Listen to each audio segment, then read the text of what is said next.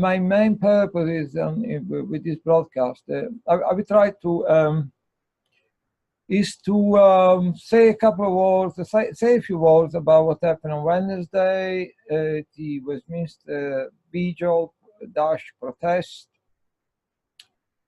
And also to encourage people again to come to the next one, which is going to be on next Wednesday, the 6th of February, again at the same time, between 2 o'clock and 3:30 in the afternoon. So I try to keep this kind of light, not too long, because I know a lot of people are not terribly used to protesting or to having vigils. So I'm taking that into account, and I'm keeping it quite short. Not too early in the morning, not too early, at a reasonable time, 2 o'clock in the afternoon, and not too heavy. Hoping that people will start to join in and support it. I mean, so going back a bit to last Wednesday, there was only two people there, myself, Andrew. Andrew Grant. He was actually, he was actually with the John Oldman. You may say a lot of people consider, well, a lot of people nowadays probably, I'm not sure they know about them, or they don't know a lot about them. But in the past, kind of before I start organize events and protests and things, they were already organizing meeting, and I'm talking about Andrew Grant and John Oldman, the target individual, good friends. Even before I started organizing meeting and protest and videos, they were already for some time. They've been already for some time organizing event, meeting, protest. They're also trying to do their best to help in a very practical way, help the targeting individual in experiencing some difficulties and etc. So John Oldman, which is currently living in Launceston in Cornwall, he did choose to relocate there when he got married, and then, so in a way that is making quite difficult for him at the moment to being there to play a very active part in the TI community. But before that, John was starting a charity to help target individuals, and as part of this charity was running a charity shop in Fleet, south of London. So he was using the money, money from the charity shop to help TI. So some TI was finding themselves homeless or in other kind of problems, so under severe attack, or John was trying. He had a little minivan. I think it still has a little minivan. He was using that to move around and maybe to transport target individuals around and try to find people accommodation if they were kind of homeless and stuff. So Andrew Grant was a close associate of John, and they were all working together, organizing events and helping people and stuff. So Andrew came to the vigil on Wednesday. And there was the two of us. Quite unfortunately, I must admit that I'm a bit disappointed, but in terms of numbers. But there was the two of us. Then I was all through the morning. I was keeping in touch with Kieran O'Reilly, which actually seemed genuinely intent on joining us, but then he probably was experiencing quite a a lot of logistic problem. If it told me that it was just being raided by the police, because Kieran, let me explain. Kieran, let me explain. Is having, together with other activists, they often sometimes activists coming from the continent or coming from Australia or Canada. Is holding this vigil outside the Ecuadorian embassy where Julian Assange is currently confined. Is holding this vigil. It's a 24/7 vigil, and so, you know, quite unsurprisingly, not by himself, as I said, with other activists and some member of the London Catholic Workers Group movement. As I say, activists that often come for maybe 1 or 2 days from Europe, from Australia. Is only this 24/7 vigil. Quite unsurprisingly, considering the weather. I mean, you know, it's probably, you know, it was an experience of kind of problem, a logistic problem. Try to dry up his stuff under terrain, has been raided by the police, and the weather was bitterly cold. He's probably been kept awake at night, unable to sleep, so he was trying to catch up with some sleep. So it's pretty diabolical what he's probably is going through over there. So he seemed genuinely intent of joining us, but then we've been exchanging all these texts with the morning, and at the end he said, "No, sorry, I'm dealing with all these difficulties. I don't think I will be able to join you." So in the end he left only 2 of us. Could have been 3. It was 2. It's a bit disappointing, but, you know, I don't want to start with great expectation. I'm quite clear in my mind what I'm trying to do. I don't have great expectation in terms of it's not been going for a while, so that's also is part of the problem. So that there's not been this vigil has been stopped for a few months. So obviously there was a loss of momentum in. So I'm quite clear in my mind what I'm trying to do. I don't have particularly initially great huge expectation about numbers. Yeah, so that's what happened on, and then so we've been there for a couple of hours. We took a little video. We've been outside Parliament, and we've been on College Green where all the Westminster media have. There was a lot of marquees and TV crews and stuff. But then, so we've been shouting our slogan there for a while also. And then by kind of 4:30, because, you know, it's supposed to be 2 to 3:30 in the afternoon, but then obviously going to away to maybe sometimes people decide to stay slightly longer and stuff. And then after that, we went to the cafe in St. John Church in this in the Smith Square, very close to the House of Parliament, just at the back. And there is a nice cafe in a crypt, which is very nice. It's very quiet. It's very sometimes it's frequented by politicians and stuff. So it's quite a nice atmosphere, and we spent several hours there talking about the politics and the current situation and everything. So I mean, people like in a way they object to having a video because they think like okay, you know, targeting individual is probably more important to sit down in a relaxed atmosphere and chat and talk and exchange experiences and you know, suggestions, support each other. Every time we've been having a vigil, there was a lot of that as well taking place, because every single time we've been having a vigil, and in 2016 to 2017 we had quite a lot of vigils.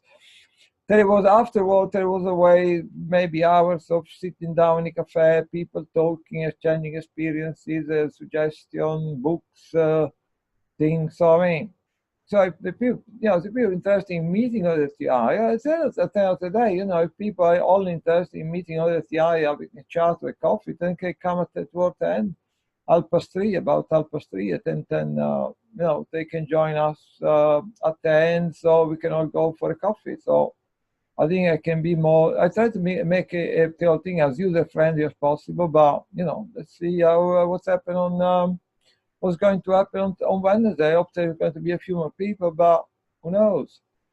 But, you know, tell me if you start talking. In a second, I may show a bit of a few, some footage from Wednesday. But you know, I think it's like, because in this country, I'm sure there is a lot of target individual, even only in terms of the people who know about that they are being targeted. They have quite some understanding of what is going on. Then probably there's a score of people that they have been targeted or used for all kind of experiment, medical experiment, in prison, in psychiatric hospital, in the military, in hostel for the homeless, when they go to see the GP. I mean, they're being given all, you know, because, you know, that if I can digress rather quickly, I mean, you know, we started to learn that when they say, well, they have all this kind of different medicine and medication and the rest of it, and when they tell you that they've been properly tested, is just a lot of nonsense. That most of this stuff has not been properly tested. So, but they're testing it on the patient, or when you go to see your GP, that's when they are testing them. So you know, there is a huge score of people being used as guinea pig in, you know, kind of experiments. We know that. And then there is also a fairly large group of people, relatively speaking, that they know they're not just being used, but they have managed to put together some understanding of what is going on and what's happening to them. And I think there is in this country, in London, there's quite a lot of these people. And so I think it's quite perverse that we're not having any meeting or any protest or everyone left to their own devices. You know, anyone left to their own devices. So I think that's what I have in mind, is that I will keep going. I will keep going even if people, even if the figures, the numbers are, you know, they're not terribly, they're a bit disappointing. I will keep going because I know I have a long-term project in mind, to create a hub whereby now there is nothing, right? There is nothing. That's my point of view, at least, going on in this country. Other people may think that there is something, or there is also an initiative. From my point of view, quite honest, I think there is nothing of any value going on in this country at the moment. That's my point of view, yeah, which may differ from other people's point of view. And I think I know what I'm talking about, but I don't. I think I prefer not to elaborate too much on what I'm thinking. But so I think it's quite perverse that. Not to have some kind of hub, some kind of rallying point, some kind of rallying event, people meeting face to face in person. It's something which needs to be done.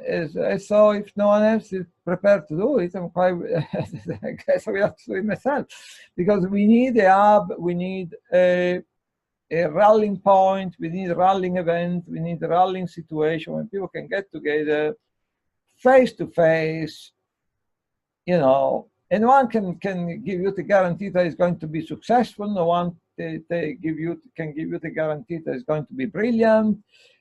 It's just, you know, to roll up your sleeve and try to get it done. So I think it's very much needed as a rallying point for all the target individuals in this country. So that's what I'm trying to achieve in the long run. I'm quite, I'm quite prepared to deal with disappointment. You know, I'm quite prepared to maybe think that it may take quite some time to take off. So that's all part of the thing. Now, I would like to, for people to have a quick look at, have a quick look at what happened. I will have to find it. What happened on Wednesday? So just we took this video, and let's have a look.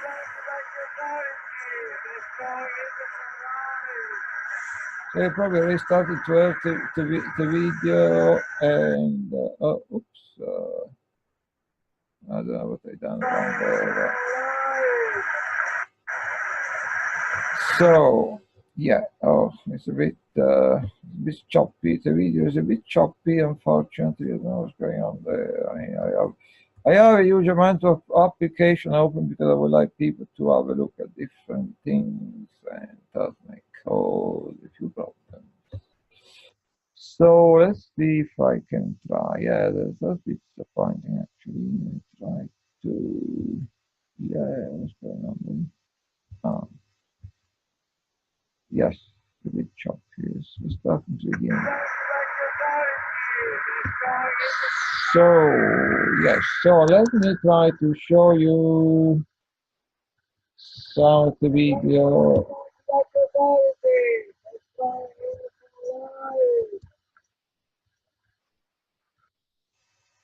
It gets really choppy. I stop playing after a while. So let's see if we can move it fast forward a little bit. No. Oh, that's a bit disappointing. Well, yeah. Let's try a different approach. Then see if I can get this one to play properly. So that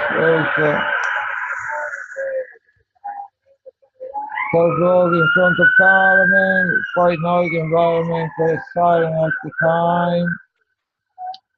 And that's me, obviously. Andrew was going to film me, Andrew Grant, and I well, it was ludicrous out there because it was bitterly cold. And today I made the mistake of coming to Central London riding a motorcycle, and I should have possibly used public transport. So it was really cold. I managed to give away a number of I managed to give away quite a number of leaflets. When I am in front of Parliament, I'm not so concerned about the number of leaflets I gave away, as much as you know, I'm shouting quite loudly. And then when I see some member of Parliament going through, I even raise my volume. And quite often, out of curiosity, they stop. Even if they don't take the leaflet, they stop. They read my placard and and stuff. So I mean, you know, they know. But I was like, oh geez, stop, keep stopping. But I was like talking with another London TI guy called David Payne. He told me, I keep stopping, but he told me that he was talking to a maverick, he's a member of parliament, a maverick Tory MP called Peter Bone. And it was, so I was talking, he was trying to explain about being targeted, David Payne. And then at some point, we thought they would managed to have a meeting with his member of parliament, and he asked him, did he know about, oh, look at the leaflet, the guy taking a leaflet, So, just kidding. But anyway, he asked Peter Bond, MP, asked, do you know about these people which are often, that was the time when we were there almost every week. But with few numbers, 5, 6 people, 3, 4 people, depending on the week. And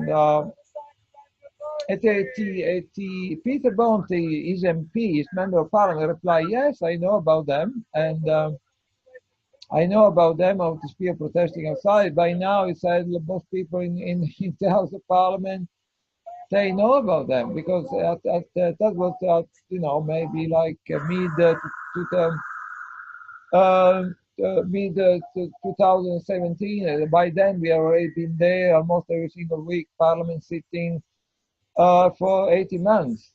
So yeah, so you know, so I mean, so you know, I give away on Wednesday quite a number of leaflets. I'm not so concerned about you know how many leaflets I'm going to give away. But so much that the oldest member of parliament, look, like you can see a few there. go through, coming out. They come out on the right. You can see a little black little post there. And that's where the pedestrian entrance, where you get all just a few yards away, where you get all the member of parliament coming in and out, and so that's, I guess that's Andrew. And anyway,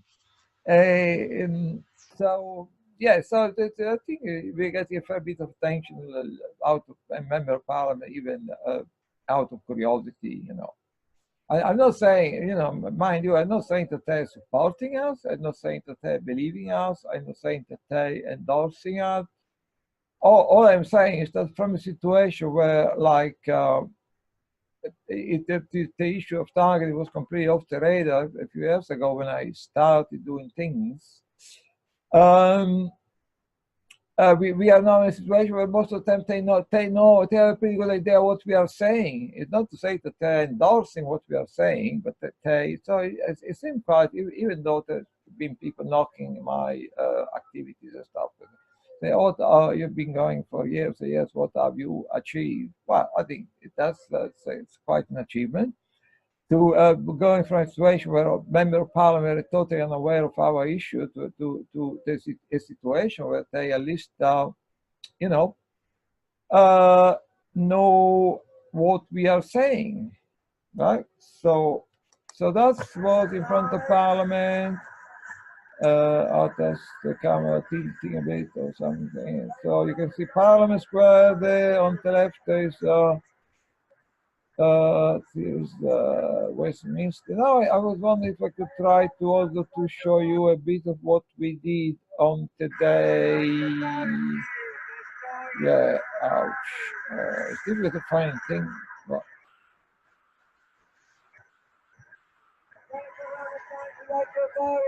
But let's see if I can have a chance to find out also. Find out that's what we did. Oh, that's about this guy in Venezuela, the puppet, the CIA puppet. So yeah, okay. So yeah, so you can. Oh, then we've been for a little while. We were on College Green, so you can see all the marquees there, all the journalists there. So we spent some time there. That's and oh, I'll tell you probably. So that's my placard, that's my ludicrous art to keep warm in the freezing weather.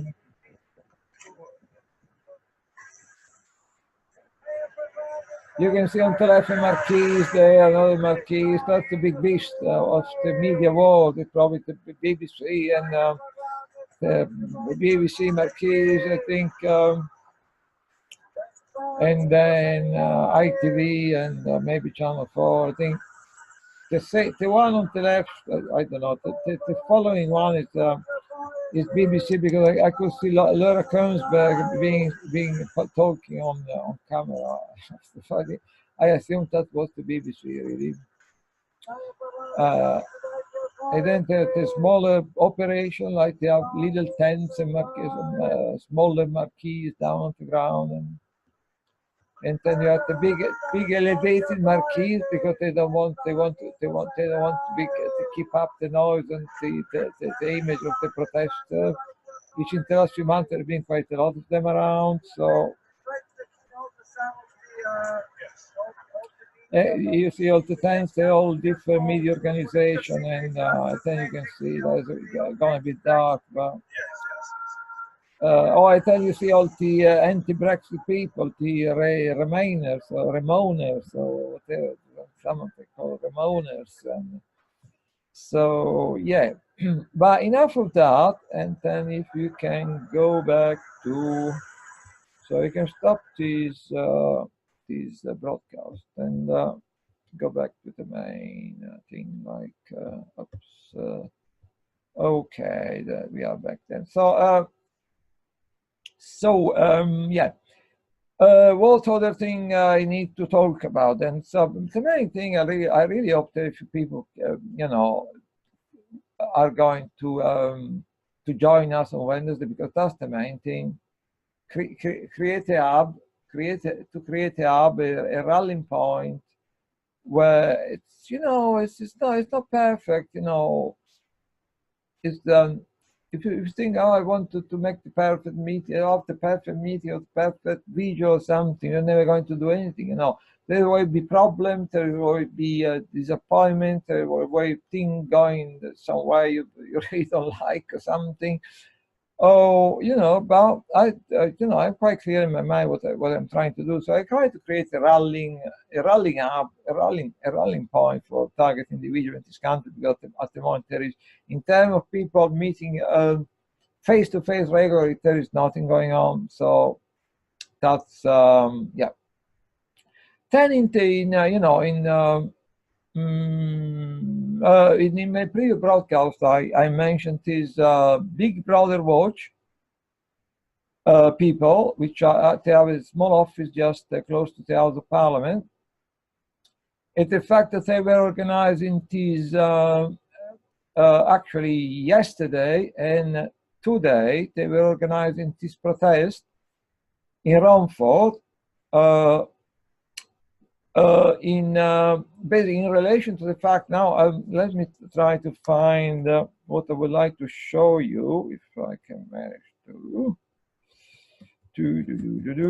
Let's see what's there.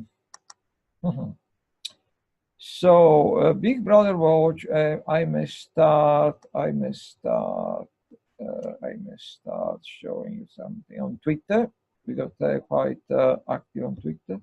So this is, in a second, is a Big Brother Watch page. As me, Big Brother Watch page on Twitter. If you're welcome to follow them. Oh no, actually not. This is definitely not. So let's see what we can do there. Oh, oops. So let's see if I can find them. Oh. No. There's confusion there. Let's see. Yeah, that's their Facebook page account. They call Big Brother Watch, and basically they organize that's their main poster for their events, and you know, their opposition to I suppose also to the disproportionate number of closed circuit camera we have in London, although but mainly more than anything else, they're opposed to the use and abuse possibly of facial recognition software, which now is becoming widespread, or with the use of the camera. So what's happening?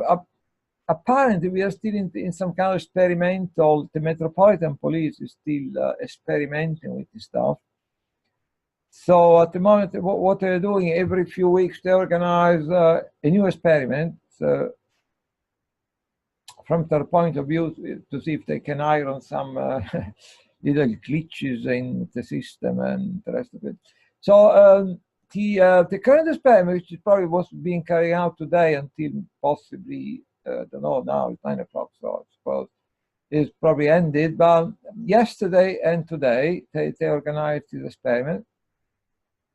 The previous one was in Wembley Stadium, if I'm correct, if I remember correctly, on occasion of a sporting event at Wembley. So, and apparently it was a bit of a fiasco, because they identified themselves this huge database of faces, or like, maybe if you look at the larger picture now, basically the thing happening is that they're holding up biometrics, left, right, and center, not just faces, not just a picture of people, DNA, irises, and the rest of it.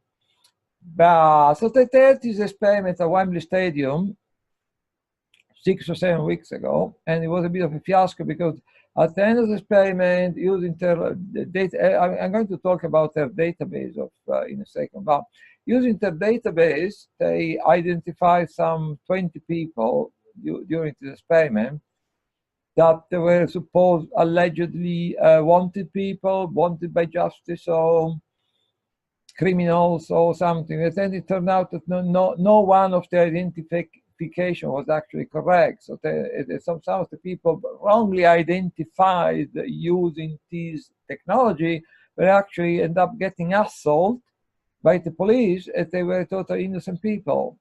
So that will make it a bit of a fiasco, I suppose, probably. And now they're trying again to see if they can have a better better results. So yesterday, today, this time they positioned themselves outside. Make me laugh a bit. They positioned themselves outside Romford railway station, and I don't know. We don't know yet if this experiment was more successful than the previous one, because it's a bit early to know. But anyway, Big Brother watch people, they object to these experiments, and on the ground, for instance, they say, like, you know, so far they've been squandering, that we know of, £200,000 on these experiments. Then we have to see a situation whereby every week there is any number of fire station and hospital closing down. So that's then. So another interesting thing is that this potentially, if they were to work properly, this system can scan 300 in a crowd, 300 faces per second. So if the system were to, you know, if the system were to work properly, if they were to start deploying on a larger scale, then you can say goodbye to your privacies. But you know, except that you wouldn't have to say goodbye to your privacy, because our privacy most of the time is already dead anyway. Any kind of privacy is dead and defunct. But you know, and then there is but the main interesting figure in all these different figures we are, you know, enumerating or something, is that basically in a country of 60 million plus people, they have, in terms of facial recognition files, pictures of people, they have on file 20 million faces in it. So every three people in this country, one is on the database. And I suppose it's quite easy with Facebook, you know, it's quite easy for them to collect facial data, information, and picture of people. So, but it's quite interesting. So, but it's not just that, because it's not just they collecting face at random. I suppose what 20 million people out of 60 million people mean that these 20 million people are on some sort of, they're all on some sort of watch list. So of 60 million people in this country, 20 million people on some kind of watch list. If some of them may be criminal, some of them may have been charged with a crime, but then they may have been you know, found innocent. And in this kind of situation, my understanding is that if they have a picture of someone they need to get rid of, but they obviously they're holding up all this stuff regardless.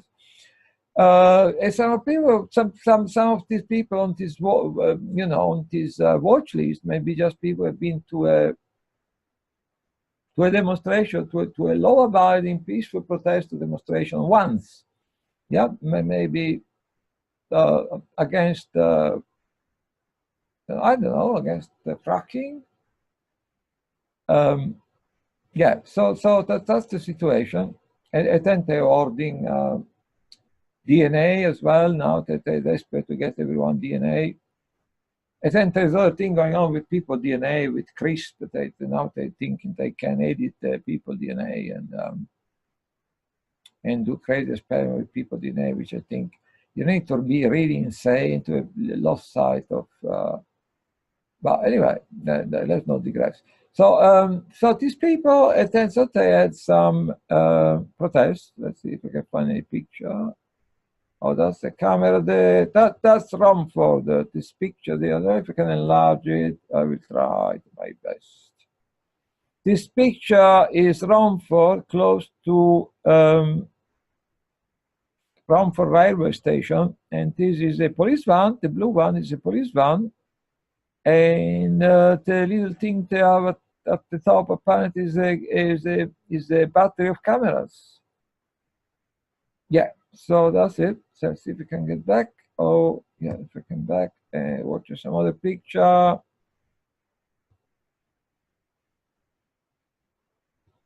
Oh, that's again Romford railway station. Again, Romford railway station. Let's see if we can get the audio there.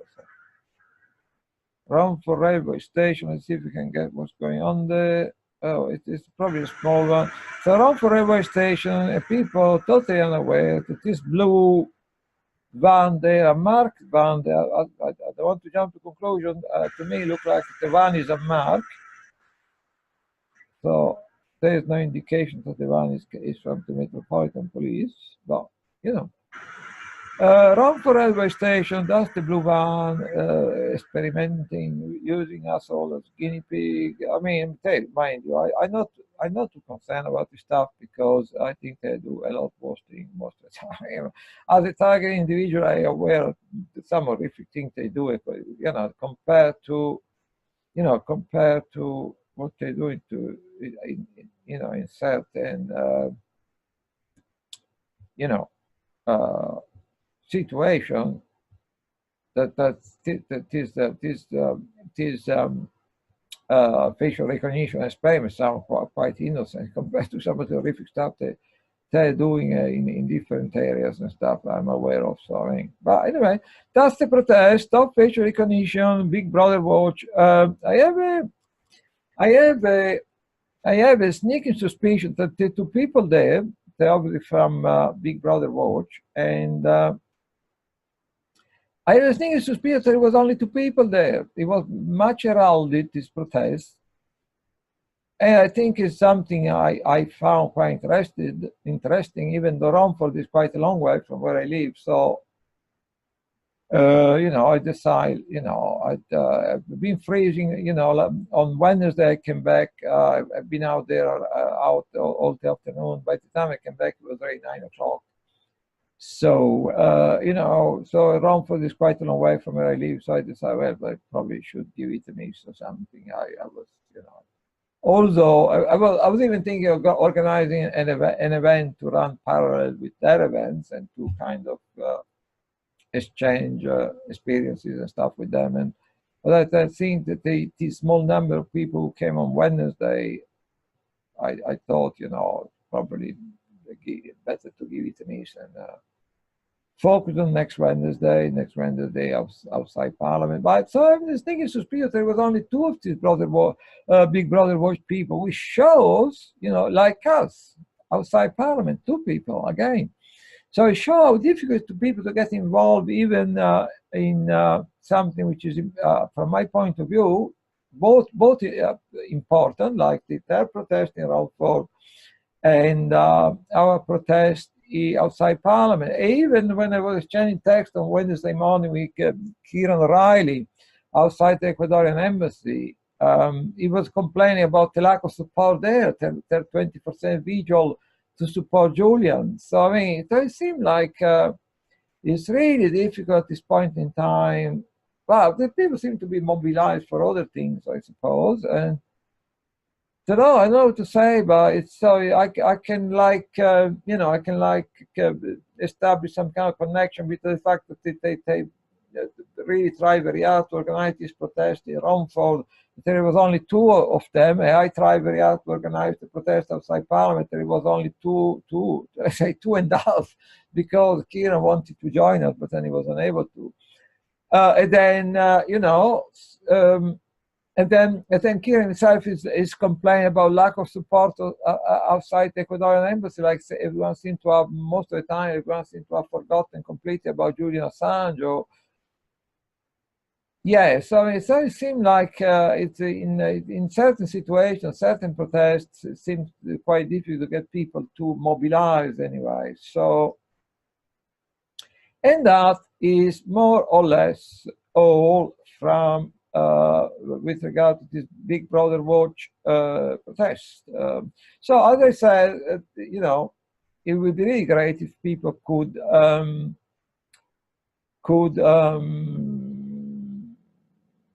join us on Wednesday, because well, I'm not terribly, I don't have a great expectation in the short term, right?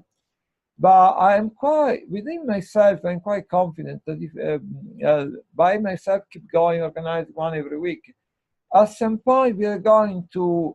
It's you know it's not an easy thing to do. I mean, because there's so many contradictions and problems and things, I think, going wrong and stuff. But you know, I'm quite confident that in the long run, we may be able to create some kind of kind of rallying point for TI in London and the United Kingdom. And yeah, so that's the thing which are of more. Oh, they tend to tomorrow there may be something else which I don't know really. May be interesting to have a look at if I can find it. I can find it. Give me a second. I'm going to my email client and I can see if I can find some information regarding. So let's have a look.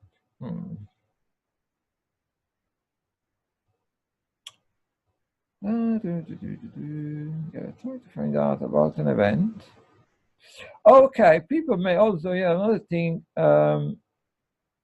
Yeah, I wanted to let you know about some event taking place tomorrow, which is something called surveillance capitalism. Surveillance capitalism, you can find it. Surveillance capitalism, surveillance capitalism, which I think is fairly interesting. So that is an interesting article by Bert Youngman. Surveillance capitalism. They say, well, not exactly what I'm looking for, but I say toward fascist control of the 90% by the 1%. But that's not what I'm looking really. Actually, oh, can't find it. Please, surveillance capitalism. No. So I'll try another approach then.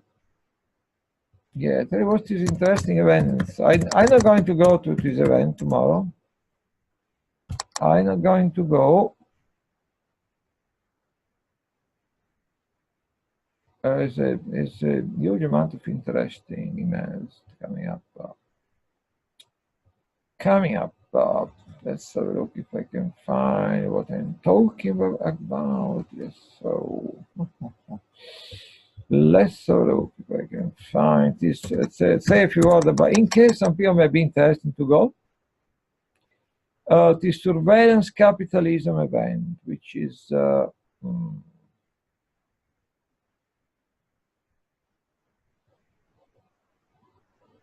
oh no, I may be wrong actually. It may be next week, not tomorrow.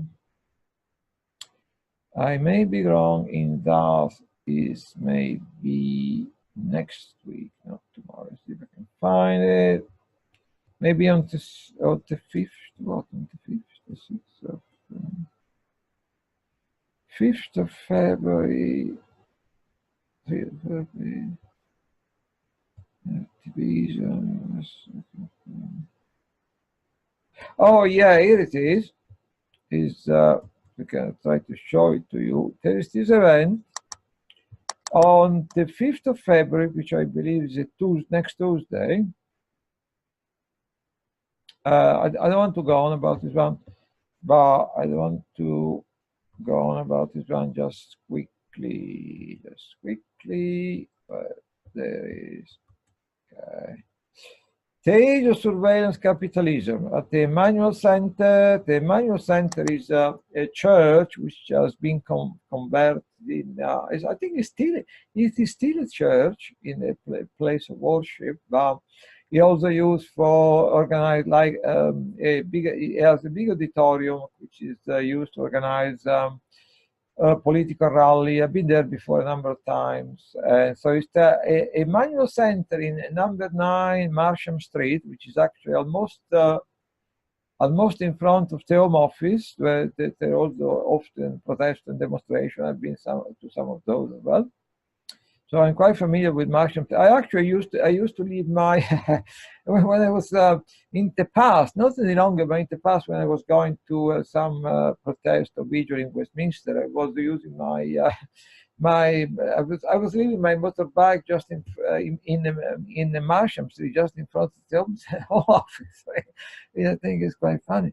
Anyway, so just there was a motorcycle solo bay just in front of the Home Office, and I was leaving my bike just in front there, so just in front of the Home Office. So Emmanuel Centre, so the age of surveillance capitalism, which is, I don't think I'm going to go by. You never know. Also, the tickets are quite pricey. The tickets are quite pricey. Fine tickets, what it says is, yeah, if what it says is at 7 o'clock in the evening on next Tuesday, just the night before our vigil. So I don't really know if I want to go out just the night before the vigil, because then the night before the vigil, they'll wake me awake in the entire night anyway. Sorry, but so it's let's have a look at the ticket. What do you say about the ticket? Oh yeah, a ticket is they're quite pricey. £16.58 each. No cheap ticket. No, it's a bit of a moot point because the event appeared to be completely sold out anyway. General admission, £15 plus £1.58 fees. It makes £16.58. Is sold out. It is sold out. So okay. Okay, so let's see if I can go back to the sometimes if you can go back to the sold out. Yeah, so I used to wear capitalism, and it is to people in conversation. Someone called Shoshana Zuboff, which I assume is a lady, from Harvard University, speak to Misha Glenny, MC Mafia, which I suppose is a book. It is a book he wrote. It was maybe referring to McDonald. So it's not a friend of McDonald, it's Misha Glenny.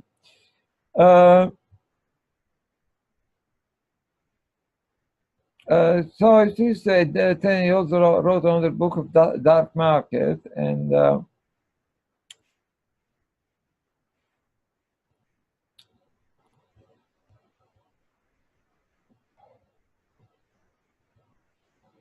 technologies that were meant to liberate us have exacerbated social inequities. So that's a Freudian thing. Social inequalities. A stock explosive political climates across the world. Tech company gather our information online and say to try to be the whether government or retailer. In this world of surveillance capitalism, profit depends not only on predicting our behavior, but modifying it too. That's interesting. Manipulating people. Shoshana Zuboff, a groundbreaking new book, The Age of Surveillance Capitalism, is a deeply reasoned examination. Basically, I mean, they have to. I mean, it will be wrong to people want to say, oh, what it is like, they're collecting all this information, and is it about marketing or is it about the soft police state? But in an age when big corporations are totally in bed with the state, it's called corporatism. Is just to side of the to side of the same coin. And it's a long story. Then you can look at all the mechanism of control, and then you can say data for advertising, advertising aim at consumerism, consumerism aim of controlling the population. So no, I don't want to go into all that because, yeah, I don't want to go into all that, but just quickly and also something which people may find interesting. I hope I hope that they will find something interesting in what I'm saying. But yeah, let me do. So we go back to where we were before, which is the event, the age of surveillance capitalism, and we go back a bit to something, to my, we go back to my, oh, yeah. We go back to my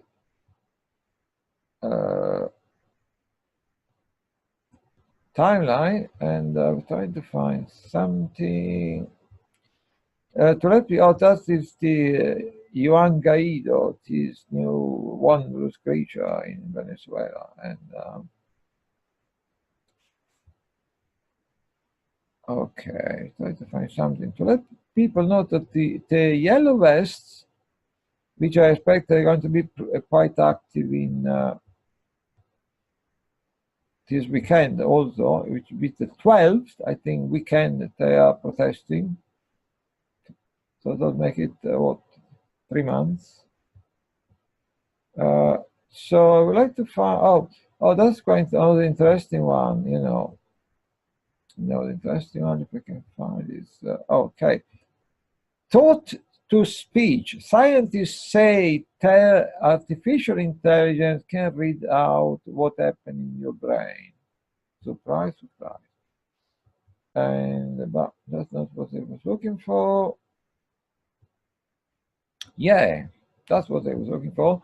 So basically, the yellow vests in France, yellow vest people, which I expect to be quite active this weekend also, in tomorrow, Saturday, for the 12th time on a row.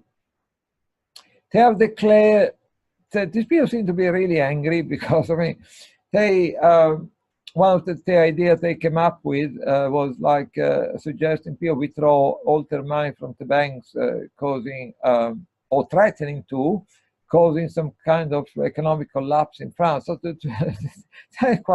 they're pretty angry, these people. And I suspect that with them, with so many people in the United States, in Europe, in France, in this country, it's not about so much ideology, but the fact that the increasing number of people in the West, say, they live in abject poverty. They don't have, it's just they're able to put food on the table. So I think it's not so much ideology, which actually, if you have a protest based on ideology, that's for the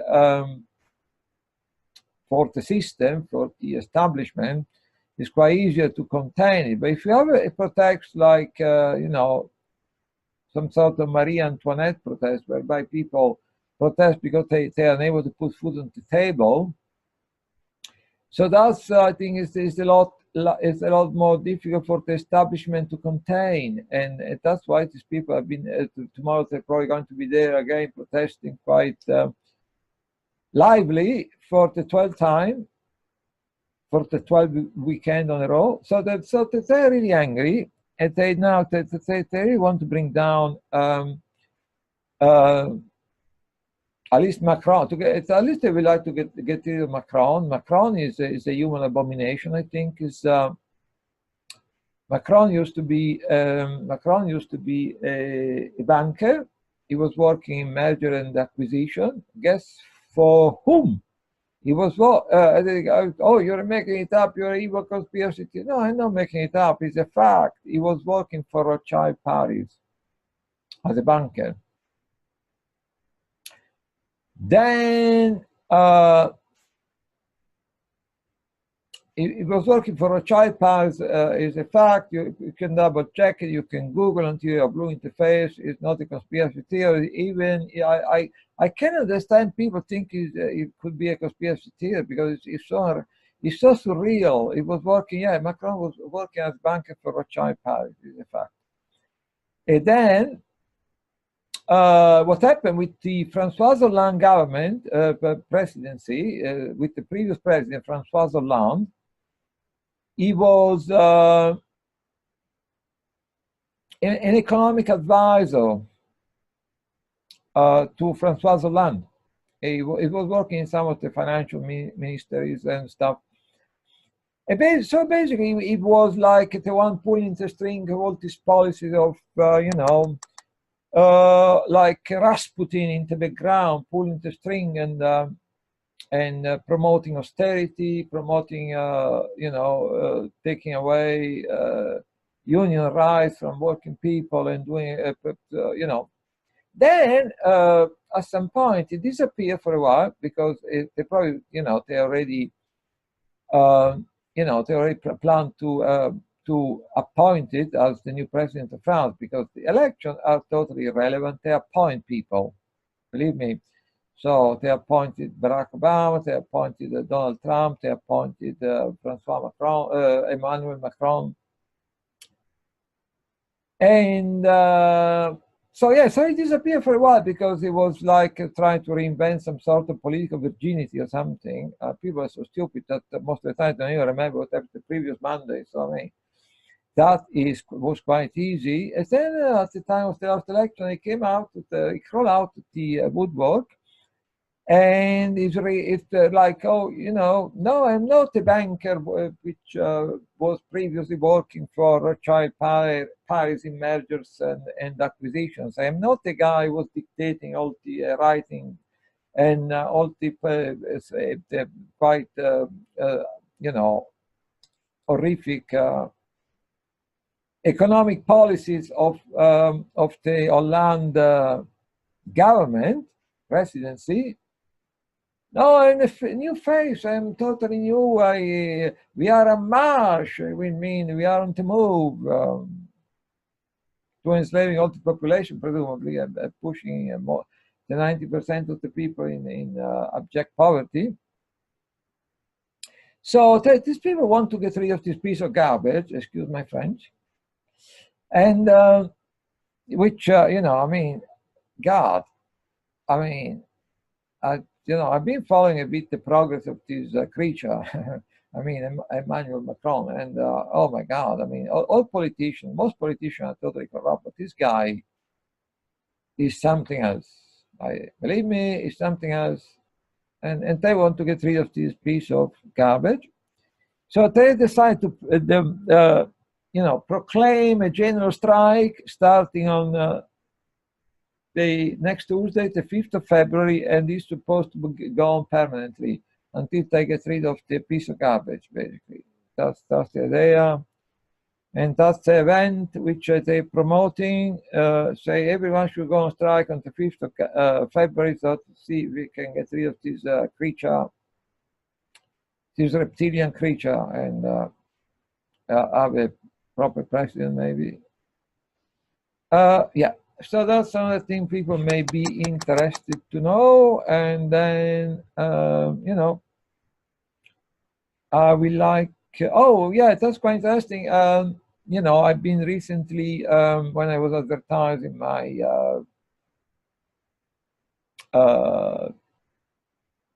my events, last week event, I received some nice communication from, well, Derek Robinson, is a way of advertising my event, our event, Les London is Talking events in his in the PAX International newsletter, which is very nice on his part. Considering that, yeah, you know, sometimes I try to focus more on local things, and I don't have the energy to take part in a bigger initiative. So sometimes I get invited to join in things, and I am unable to. So it's very nice, very gracious on the part of Derek to every time advertise our meeting or visual, etc. Then I got a nice letter from of support from Ella Free, which I was previously, maybe 12, 18 months ago, I was previously on her program, on her broadcast. And then I also receive a nice email by Catherine Horton, which she invited me to join. Apparently, she's working to bring a lawsuit, a court case regarding targeting in organized stalking, gun stalking, electronic harassment, imminently in internet. She's trying to collect affidavits, which I'm going to, not done it yet, but I will put together an affidavit. And so she would like to work with us at Les, and she found quite interesting all the, you know, all the work we have been doing in London with Les and leafleting to politicians, with quite a number of politicians. So I will very much be part of this court case, and she said that so far she's only managed to get one affidavit from people in this country. I don't know exactly from whom. She's going to get my affidavit. And I encourage people, you know, to to have nothing to lose whatsoever. So, you know, if they contact Catherine and forward their affidavit from this country, they forward their affidavit to Catherine. You know, and another thing is try a way to use to express yourself in a rational way, because you know, because take a bit of effort. Yeah, people sometimes they're angry, they feel like venting and saying things, but you know, so take a little effort. You know, to count to 10, and then try to express yourself in a, if you you know, producing an affidavit for Catherine court case, try to express yourself in as rational a way as possible. You know, it's quite important in a way. If you speak to people for the first time in the street, politician, you know, there isn't time to blurt out all the things they're doing to us at electronic rape and all the you know, the horrible things they do to us. It's the main thing, you know. It's important to engage people. To engage people, to get them interested, to be able to enable them to relate to you, to what we are saying, to enable them to understand what we are saying in terms of their own personal experience, not to come up with things that is going to freak them out, and scare them out, and you know. So, for instance, from my point of view, a good way of expressing yourself may be to say, look, there is hundreds of people in this country being getting their life completely ruined by this, you know, being subjected to this campaign of harassment sanctioned by the authorities. There is thousands of people in the US. There is hundreds of people in other European countries, and we keep touching with each other on the internet. We organize things locally. We are all saying the same identical things, and what I usually tell people, like, we don't think that actually is that what's happening is just a sum of any number of isolated incidents, like some local authority going rogue, start going after someone, or some police force going rogue and start to make someone's life difficult. We believe that actually what's happening, we have reason to believe, including the fact that you know, everyone is saying the same in our community of thousands of people. Everyone is saying the same identical thing in terms of the fact that this kind of program follow people around. So, like, if we get some victim in the United States coming to Europe, or vice versa, this kind of activities seem to follow the person wherever the person goes in the world. We have reason to believe that actually, even though you know, these kind of programs are being they are unacknowledged by anyone, politicians, media people, even alternative media people, unfortunately, often. We have reason to believe that these kind of activities are part of a large engineering, social engineering program, whereby they're trying to create another layer of social control through, targeting people with harassment. So that is all part, is only a small part of the truth of what they are doing. But it may be a good way to engage someone in the street when you're having a conversation or someone taking your leaflet, because something they can understand is not going to freak them out.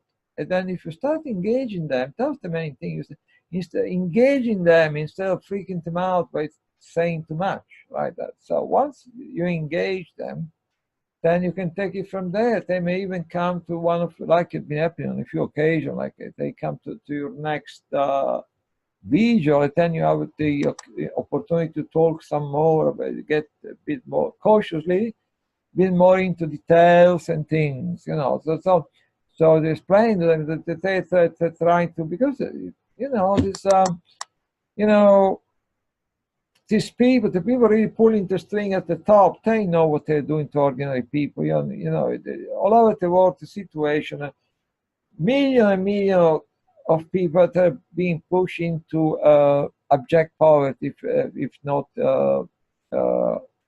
abject poverty. Then if you look a bit like a bigger picture, I may even say into some kind of psychological, political, economic slavery.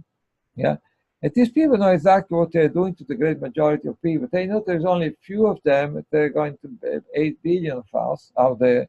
So all the time, they, understandably, you may say, in their psychopathy, they all the time looking for a way of controlling the population, to keep the population down, to traumatize the population, to keep them scared, to keep them worried, to get them into debt, to make sure that their wages are not enough for them to put food off the table, so they are constantly struggling and, to try to feed their kids and to make things ends meet and stuff. So, so they know what they're doing to people. So they all the time, they're obsessed with finding a way of controlling the population, controlling the media, controlling the official narrative, going after anyone who kind of question the official narrative in a very aggressive way, getting people to lose their jobs, condemning people to some kind of digital death by kicking them out from either kicking them out of all kinds of social network and or maybe shadow banning them.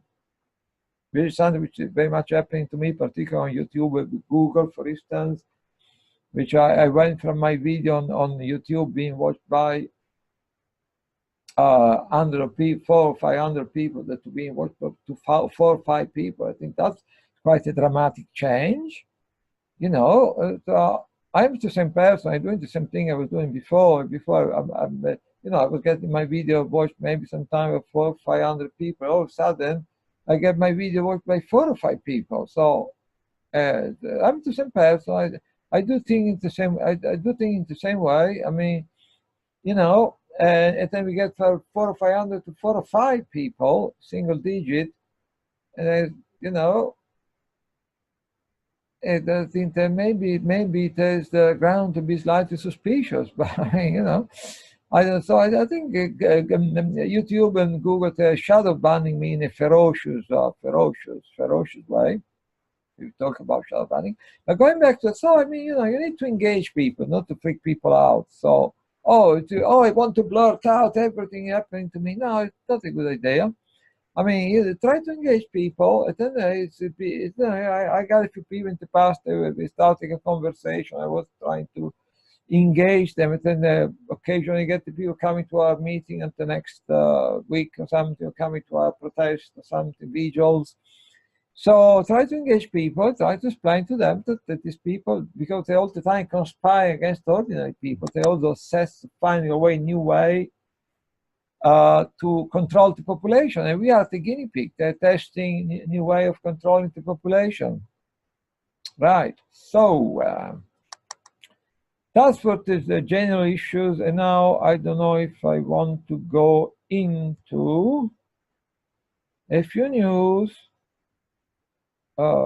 a few news quickly about what's happening in the world, about the new abomination in Venezuela. Apparently, this guy, Juan Guaido, just before the last few days, no one in Venezuela knew who this guy was. So like Emmanuel Macron is basically some kind of Frankenstein creature created in a laboratory, Juan Guaido. But so yeah, then now we can get quickly through a few news, something interesting, and that's interesting email from Luke Rudowski of We Are Change. I say, YouTube want to save you from a conspiracy theory. They will decide what is tinfoil hat material.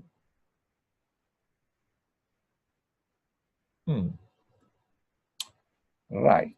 Okay. And so that's one. Let's have a look.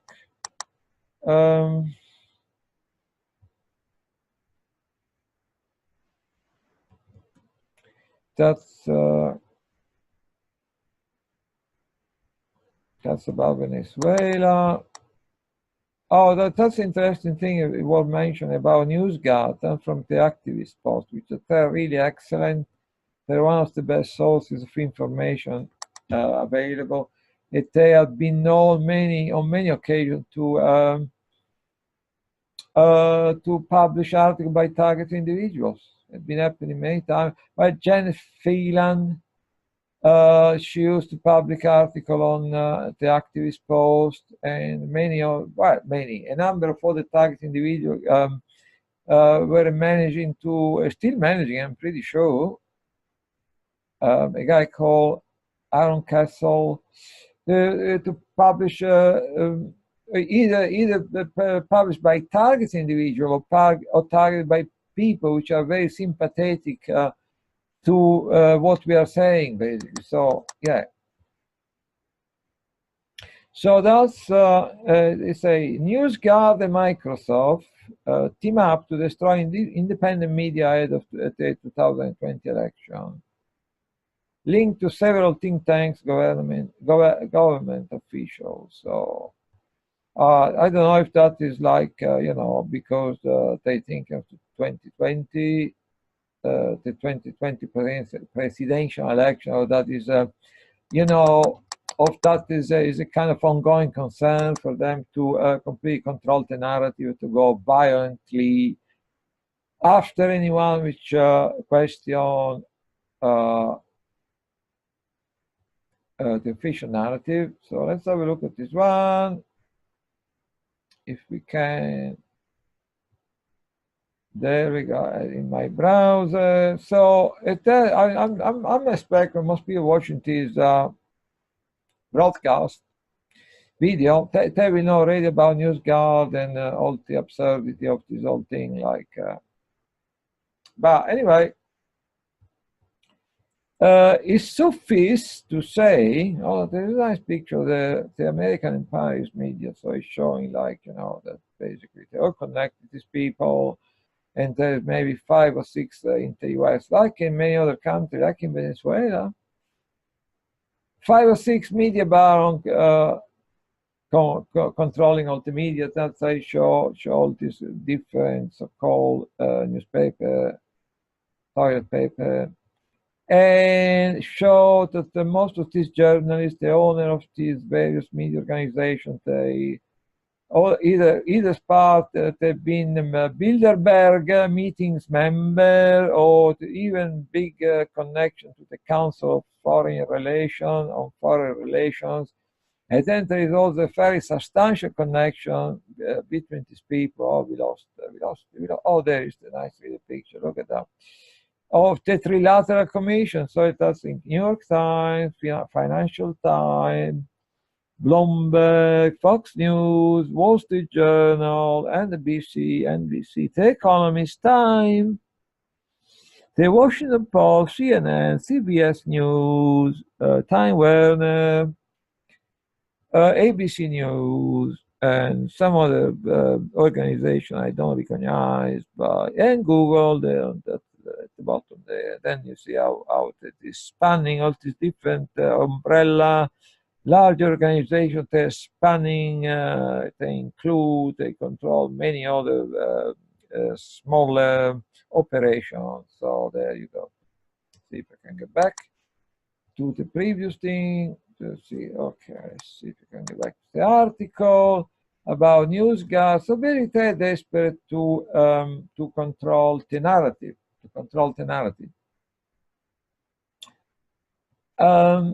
So it's quite interesting because the head honcho of this kind of NewsGuard thing is former Michael Hayden, which was a previous CIA director, and also for some time was at the head of the DHS, the Department for Homeland Security. So that's one of the top people in this NewsGuard operation, basically. So I don't know if that needs any comment. I don't know if that needs any comment. You know, Michael Hayden, former CIA director, probably the top man in, as far as I'm aware, in NewsGuard, telling us what you are supposed to read, and what you are supposed to think, and what you are supposed to say, because they know better, obviously. And then another big. So there is quite a number of people which are kind of fronting and controlling and directing this operation called NewsGuard. And it would appear that, yeah, it's going to be, now I think it's been, Microsoft is introducing this wondrous piece of software into their Edge browser, which is crap anyway. So I don't know how many, I don't know how many people want to use this useless piece of software called Edge, which is a morphing of the previous incarnation. This Microsoft Explorer is equally useless. But yeah, so basically, another top person in this kind of operation is a guy called Tom Ridge, which I'm sure, particularly in the US, people, the name is going to ring many bells. And Tom Ridge was a former director, again, like Michael Hayden. Tom Ridge was for some time a director of the Department for Homeland Security. So that's two of the top people. I think there is a lot of name of other people I'm not very particularly familiar with, which apparently they all they've been doing unspeakable thing, being at the head of unspeakable organization, doing a compromise, which is compromising all kinds of situation and corruption and the rest of it. So that's the people basically preside over NewsGuard.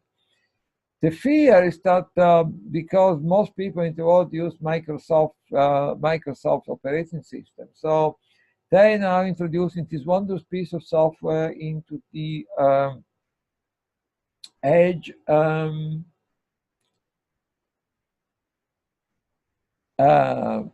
browser. And I'm not entirely sure about if like is going to be installed by default, if you can get rid of this wondrous thing. And you know, thankfully there's not that many people use Edge. But anyway, you know, but then because, you know, we start maybe you have still the option to get rid of this stuff for now, but then this thing they have the habit of becoming like installed by default, and then maybe it is from the Edge browser that the installation may be somewhat on the whole operating system of Windows 10, etc., etc. So because now, for instance, the Microsoft update on Windows 10, basically, we go from a situation when you had the choice if you want to install this update, to a situation when you know, if you want to stop this update by installing automatically, is very difficult and complicated. My theory is that basically what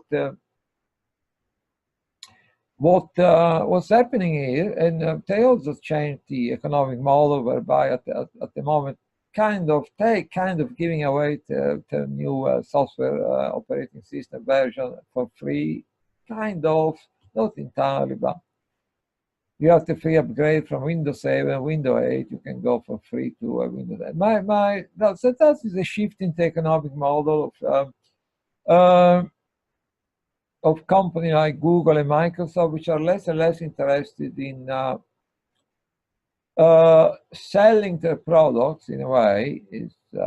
It's complicated, but I'm more interested in getting money from the NSA, the CIA, the GCSQ, MI5, MI6, to get people data, basically. So there's a shift in the economic model. So my theory is that when you look at all this stuff with the update to Windows 10 is, I think they're developing all the time new and more sophisticated diabolical way to spy on us. So that's where the security updates are coming from. So they all the time develop more sophisticated way of spying on us, a more comprehensive way of spying on us. So they need all the time to modify the operating system to get up to date with this spying, better spying, you know. Yeah, I have a suspicion that does apply also with smartphones, because now I can tell you for a fact that nowadays you won't find any smartphone. They have all an inbuilt battery. One of the last decent smartphone you could buy, because I know because I've been looking for a long time. All the time when I think of buying a smartphone, I look with a smartphone with the replaceable battery or removable battery, because at least at night or a certain time you can take the battery out, and at least because otherwise, even if the phone is switched off, it can still be used as to film you or to listen to you or to record your audio. So that's a fact. So I mean, I've been looking for a long time with only interested in a smartphone with a removable battery, and I found out that nowadays they're not making them anymore. They stopped. They completely stopped making phone with a removable battery, which in my theory is that is suit them in two different ways. First, in a couple of years, the battery of your smartphone is going to increasingly become useless, and you won't be able to replace it. So obviously, give them a bit of extra cash for the cash flow, even though I think in this kind of game, cash is not the most important factor, but it is important to keep the money going around, to have a bit of cash flow. So they like the fact that every 2 years you're forced to buy a new smartphone, because the previous one battery has been dying on you. But also, I think what is the main motivation of the producing all this smartphone without any removable battery is that they all the time, they all the time finding and developing new sophisticated way of spying on you. So now they are in terms of they can find they know what you are doing. They know before you do what you are likely to do next. They know what you are thinking. They know what you want to buy. They know your mood, because if you collect all this information from the different social network, bank data, shopping information, GPS information, they can easily do that. They know what you're doing. If they want to focus on it, not that they have enough manpower to do that to everyone, but they are in the position to easily find out what you are doing, what you are likely to do next, even before you decide to do it, what your mood is, what you want to buy, what, where you are. Of course, that's the easiest part. And they're probably listening to most, now all these devices, Samsung, television, smartphone, they're all listening all the time to you. Yeah, you better believe it. They're all listening all the time to you, and all this information is being ordered in some fusion center. So, you know, they know everything.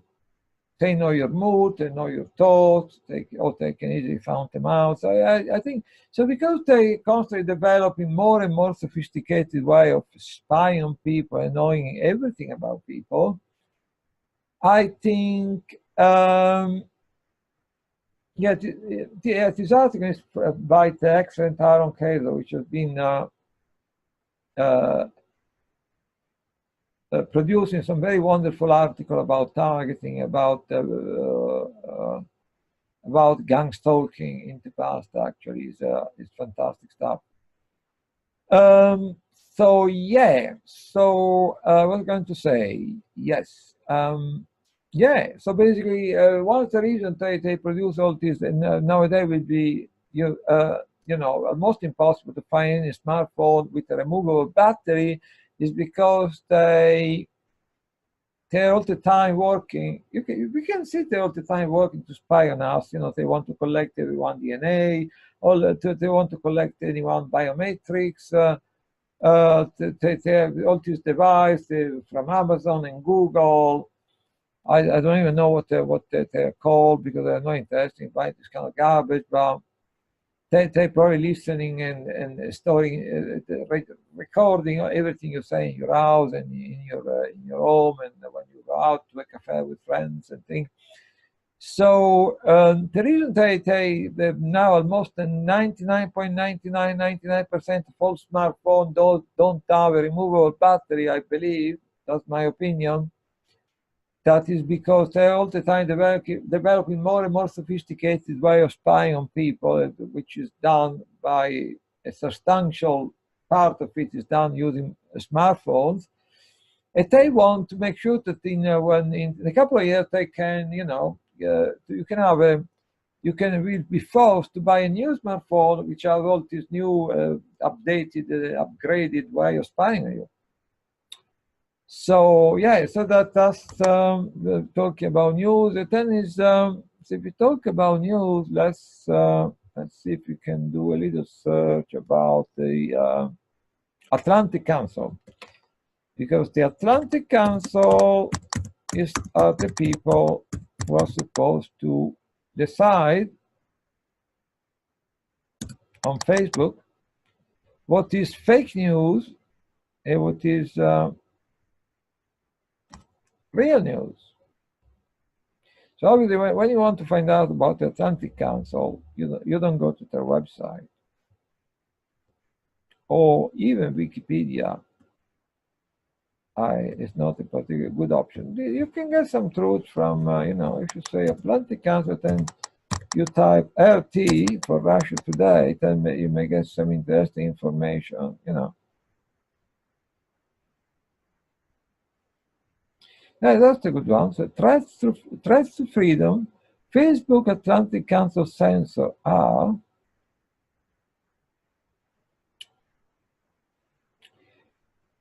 more interested in tanks and thinking. I suppose that is referring to the fact that they're, you know, like really heavily these people into warmongering. But Atlantic Council used to be known as a NATO aligned think tank, CIA aligned think tank. So, you know. So now Facebook is using these people, which basically compromised with NATO, with warmongering, with all possibly, you know, the Trilateral Commission, Bilderberg, you know, Council for Foreign Relations, and etc. So that's one we're going to decide if it's some article I post on Facebook is fake news. You know, usually, you know, the Atlantic Council in the past, I don't know, they've been around for a long time. People were, you know, the Atlantic Council, yes, they're all in bed with the CIA. People knew.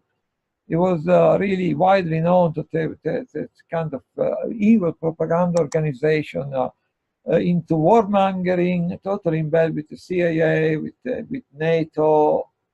and basically producing NATO warmongering propaganda. And out there, the people are going to decide, you know, if some article you decide to share on Facebook, if that is to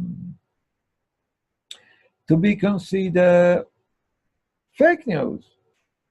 So that's really great, basically. So, you know, that is all under, to be filed under the word censor.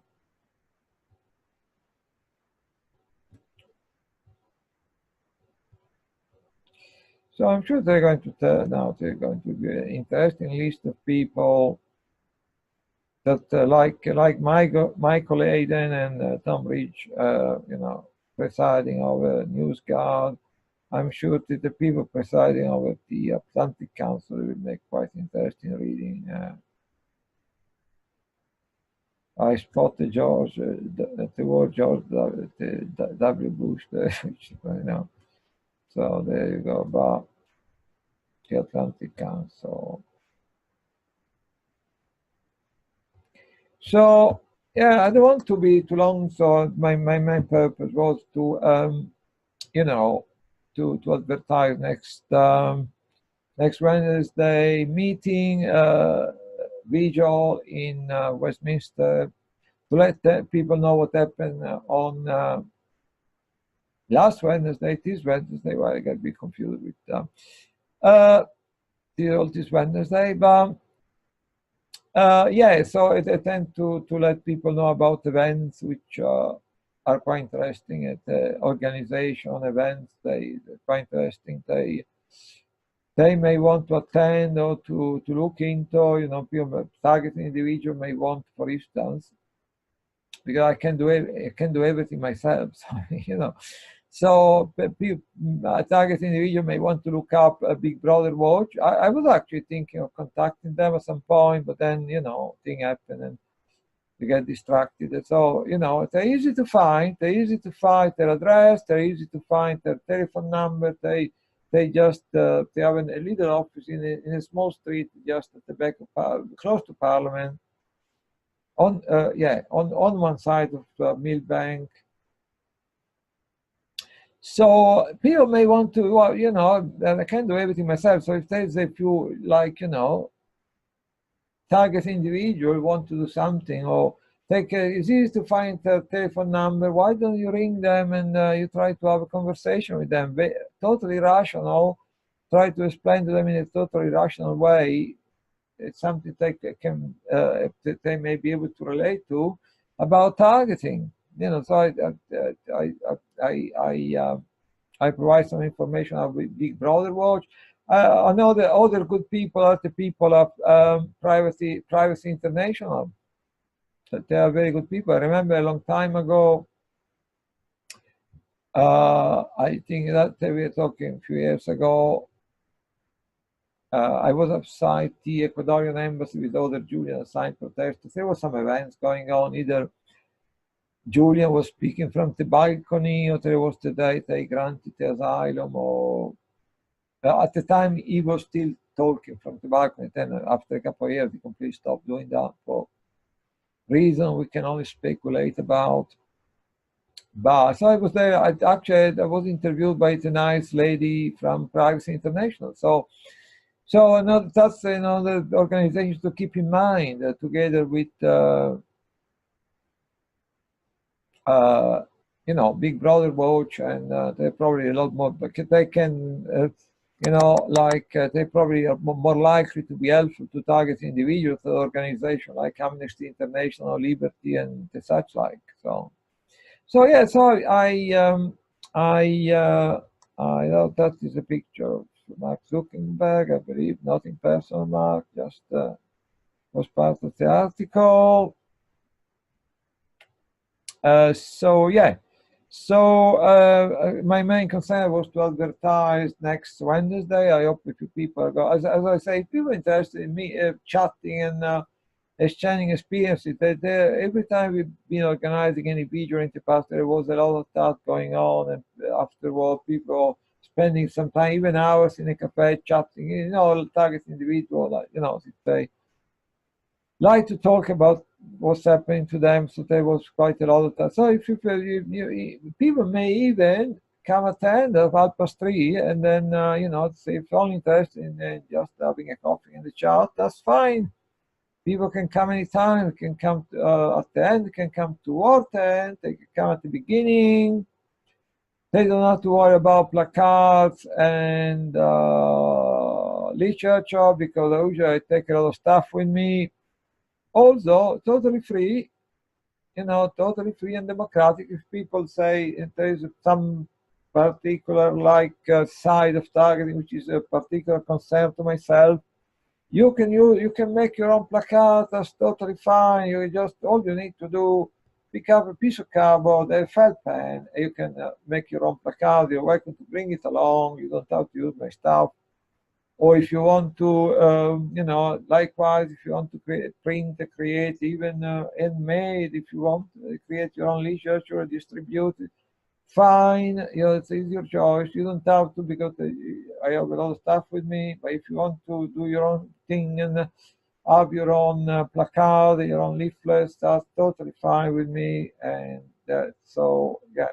So I hope that there's going to be a few more people on Wednesday. I don't have any great illusion about this thing being easy, or any great expectation about getting a lot of people to, now that we are resuming after a bit of a long absence. I don't have any great expectation, a great illusion. I will keep going. I think it's the right thing to do. I was not so sure for a while because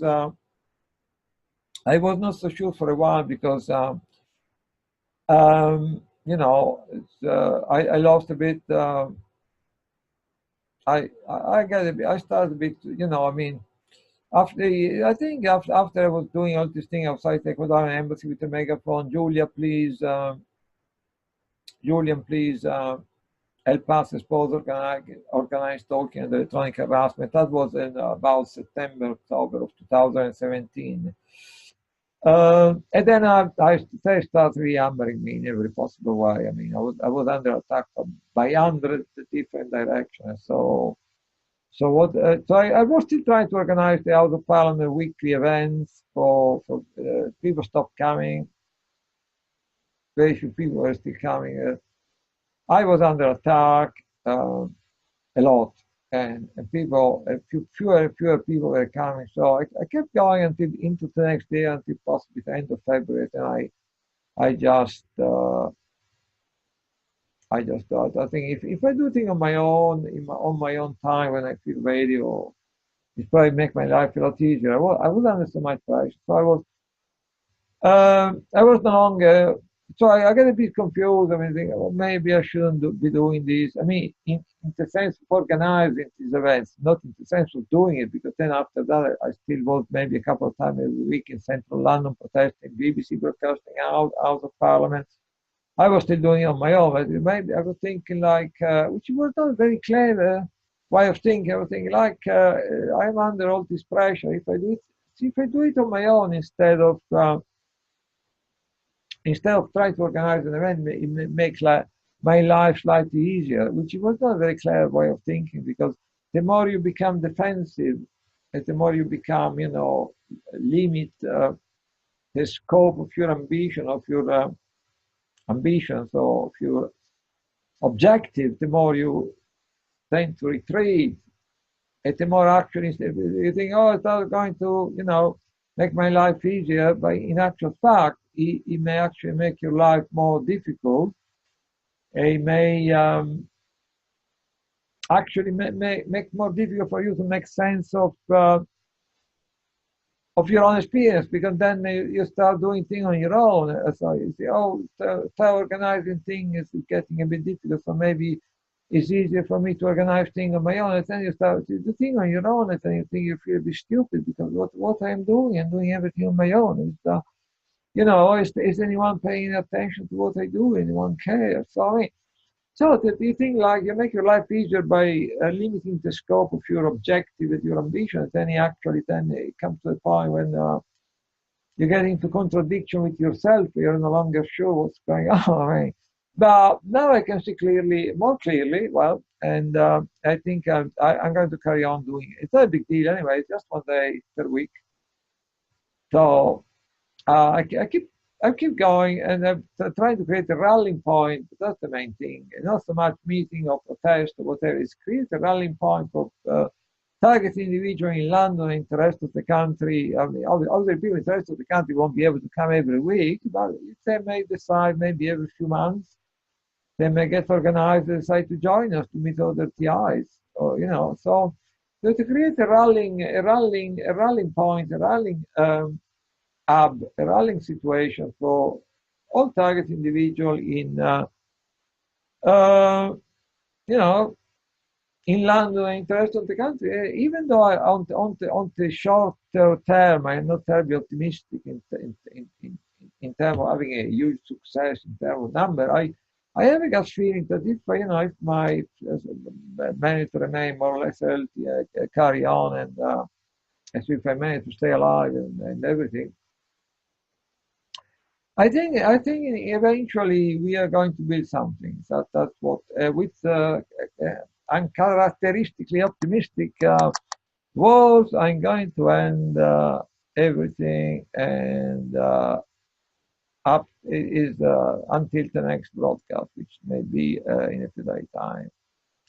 And that's all for today. So.